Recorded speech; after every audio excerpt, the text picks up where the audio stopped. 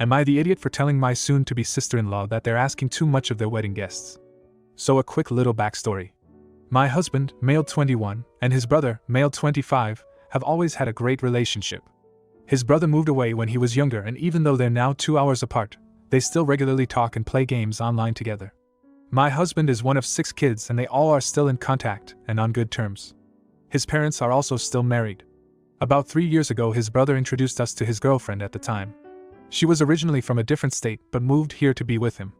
Everything was fine until about a year into knowing her when she started getting snotty and entitled. For one thing, she refused to work and expected him to support her and her mother whom she had brought with her when moving here. She began going through people's things, making snide comments, and she even told me that I was privileged and said she would use our daughter's name for her daughter, while I was in labor. She also wore sweatpants to our wedding and fell asleep at the reception. For their wedding we were told we need to purchase medieval costumes, drive the 2 hours to their town, bring food for the reception, play outside games.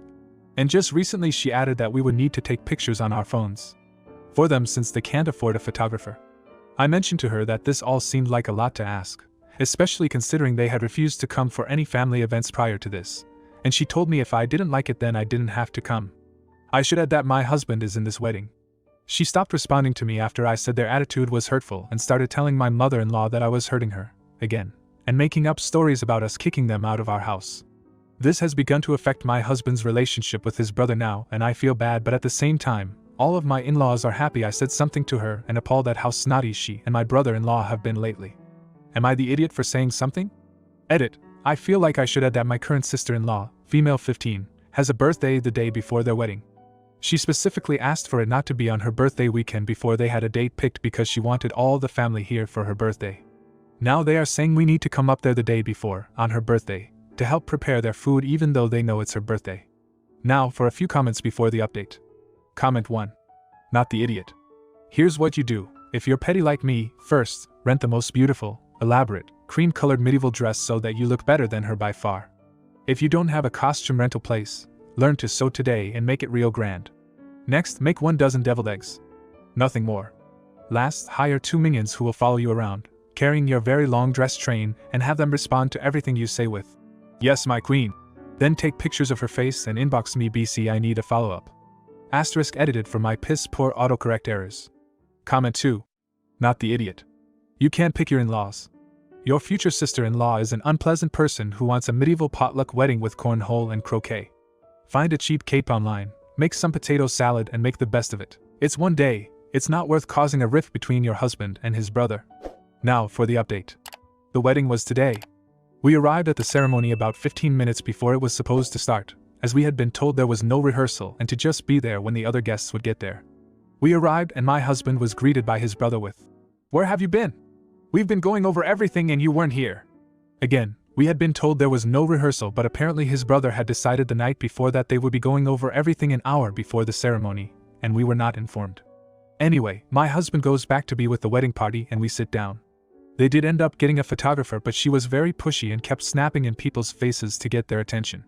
The ceremony was fine. Typical wedding ceremony, aside from the Renaissance outfits. But then we went to the reception. The reception was outdoors in a barn. It had been raining all day, so there were a lot of bugs. When we got there, no decorations had been set out and there was only 1 table for people to eat at. This was a group of 40 to 45. 2 hours after we got there, they started bringing the food in. Apparently they had assigned one of the bride's older relatives to make all the food, and somewhere along the hustling and bustling of making food for all those people, the poor man had a heart attack. He was rushed to the hospital, and he is okay, but they had absolutely no backup plan. They ended up cooking all the food themselves when they got to the reception. They cut the cake without announcing it, so the photographer had to hastily run over there to get pictures, and after the cake cutting, the bride's entire family disappeared and we did not see them for the remainder of the time we were there. Her mother did come into the barn every half an hour or so to smoke a cigarette, but that was it.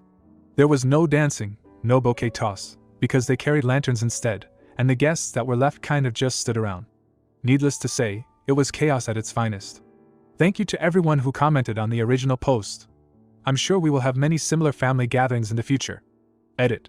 So it turns out the man who had the heart attack is the boyfriend of the bride's mother, and he faked the entire thing. Apparently he's known for that. And the mother of the bride lied about taking him to the hospital so he wouldn't have to make the food. Edit. As if it wasn't bad enough, we found out that the mother of the bride didn't take any pictures at the wedding, at all. And she just waited until brother-in-law's parents put their pictures on Facebook so she could post them as her own. She also blew up at brother-in-law at the reception because no one was talking to her even though she kept leaving to go smoke in her cabin. They're a very odd family. Comment 1. What an insane and horrible event. Poor planning, poor execution, and just awful people. I am so sorry for your family to be stuck with her as an in-law. Comment 2. Not the idiot. You will have years of pleasure talking to your friends about the absurdity of the event and others. Hopefully, the brothers will grow closer together over time. He will need your husband's support. Now, for the next story. Am I the idiot for leaving my friend at a party because she insulted me? Last weekend me, male 21, and my best woman friend, female 21, Tina, went to a party. Me and Tina have been friends since our freshman year, and we've become best friends. At the party, Tina got pretty hammered, not completely trashed, but she was pretty drunk. We were sitting down talking to a couple of our mutual friends, and somehow we got onto the topic of dating. One of our friends asks us why me and Tina never got together since we're such good friends. Without missing a beat, Tina says, and I quote, "Ugh. Gross, God freaking no." That took me and everyone a little by surprise. It wasn't even a, "No, he's like my brother," kind of way. This was a pure disgust, like I was repulsive. I said, "Well, frick you too," kind of in a joking way, but actually serious. I think she realized what she said and tried to walk it back. "He's just like my friend. I don't even want to think about it." No one really bought it, but I guess we all laughed it off. I was pretty insulted, so I just decided to leave. The only problem was that I drove us to the party, and I was Tina's ride back. An hour later, Tina calls me and says thanks for leaving her. I say thanks for calling me ugly. She said that I was in a hole for leaving her at the party and having to find another way home.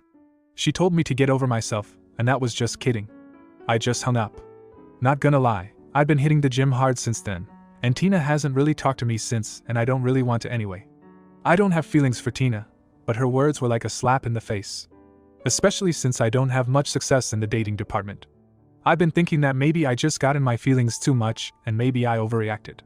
So did I overreact to Reddit? Am I the a-hole for leaving Tina at the party? Edit. Since there's some confusion here, I don't want to date Tina, and I'm not some nice guy dude who only hangs out around women to date them. I was upset with what she said and how she said it. Edit 2. Taking some advice here. I reached out to Tina this morning so we can talk and clear the air. She said that we can talk after classes finish this afternoon. I'll let you know how that goes. Now for a few comments before the update. Comment 1. Not the idiot. I really don't get all the "you're the idiot" comments here.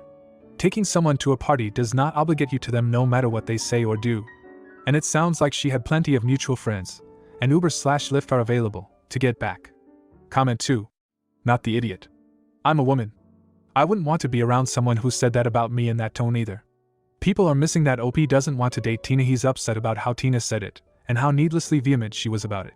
Also, it's not his responsibility to babysit Tina just because she's a woman and made the adult choice to get drunk. Women aren't infants and capable of making decisions, and just because she made the decision to drink as a woman doesn't obligate OP to stick around all night after she insulted him. Now for the update. Hello everyone, I've received a few requests asking for an update on my situation, and I did promise one, so here I am. To begin with, I feel bad for leaving her at the party. I shouldn't have done that. Like everyone here said, I should have just offered her a ride, found her another ride, or told her I was leaving. I was so embarrassed and angry that I just didn't want to be around her anymore, so I left quietly. Thanks to a kind Redditor, I believe I may have some self-esteem and anger issues I need to work out, so I have scheduled a meeting with my campus counselor, and maybe get some professional therapy after that. Now on Friday afternoon I texted my friend Tina to talk so we can finally clear the air. She agreed and we met at her dorm. I apologized for leaving her at the party and not telling her I was leaving. She said that she is still pretty mad about leaving her in an unsafe situation when she was drunk. I told her I was upset at what I felt was her perceived revulsion. She apologized and said that she shouldn't have made me feel so unattractive. She said that because I'm like her brother, she would never find me attractive, but that doesn't mean other girls don't. I told her that I don't care if she did find me attractive. I was just upset with the tone. She said she understood. After I left, one of our friends told her that she kinda went overboard with it, and she really regretted how she said it. She apologized again, and I apologized again for leaving her. We admitted that we're not super happy with each other at the moment, and are going to take some time apart to sort out our feelings, not romantic, toward each other. If we run into each other, we're not gonna be awkward, and we might even text. But no hanging out like we were before. And that's it. Not a particularly happy update, but I guess it's better than nothing, right? Thanks to all the Redditors who helped me through this little mini saga. I guess I'll see you all in therapy. Comment 1.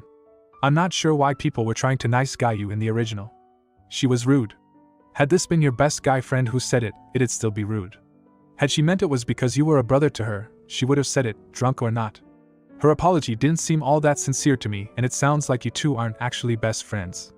But it sounds like you have a great friend group around you that's willing to support and defend you. I'm glad you are taking time for yourself and putting you first and getting and feeling better.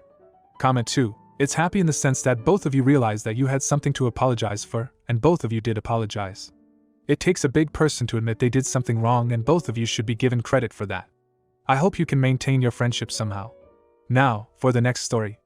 Am I the idiot for refusing to be a bridesmaid months before the wedding? I, female 18, was asked back in September by my cousin's fiancé to be a bridesmaid to their wedding, which is in March. I agreed, but let her know in advance that I had lost my job back in August due to college schedules, and that I hadn't been able to find a new one for said reason. She assured me the prices were going to be very comfortable for me and that she would have it into consideration, but to please grant her the honor.